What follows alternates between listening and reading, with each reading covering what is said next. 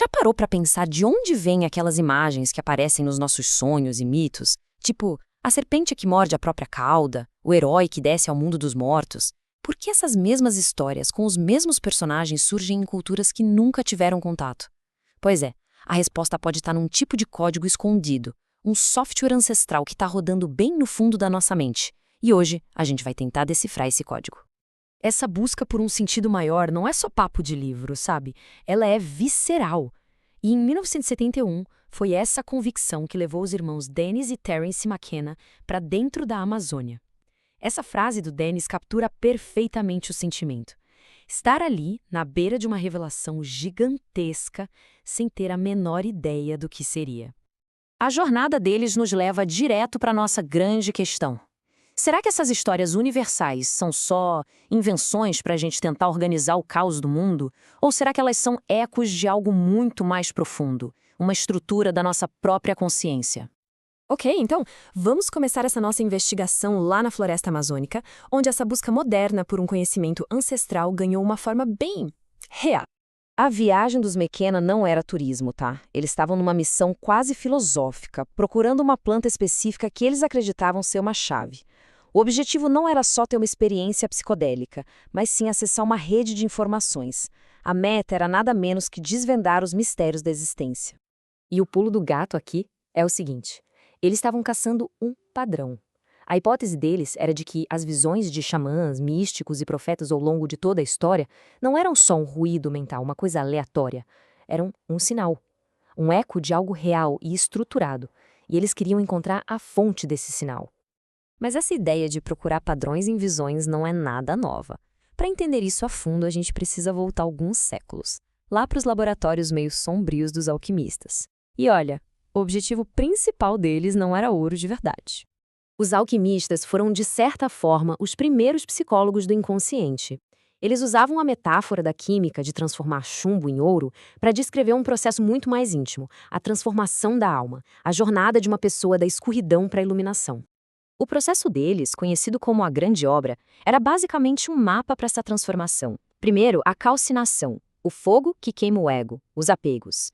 Depois, a solução, um mergulho nas águas do inconsciente para dissolver o que sobrou.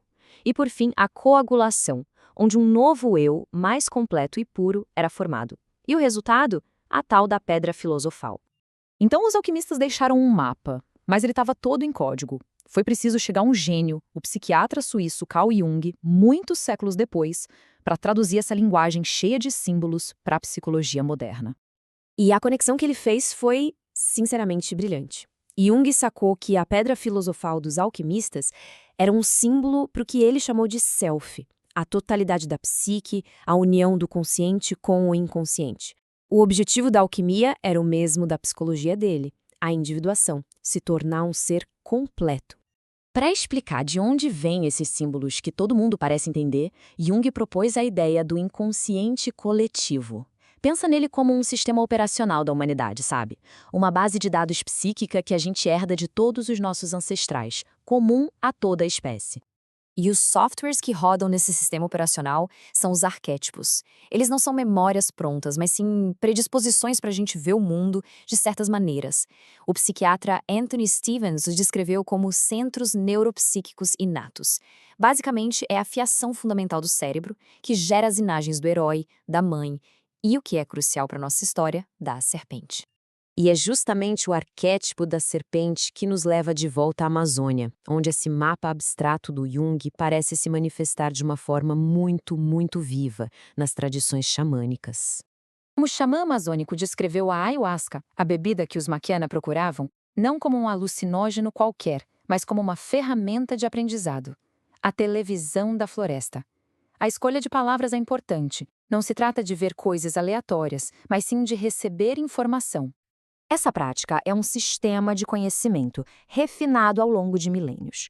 Eles afirmam que seu conhecimento gigantesco sobre plantas e cura não veio de tentativa e erro, mas de uma comunicação direta com a inteligência da natureza, através dessas visões.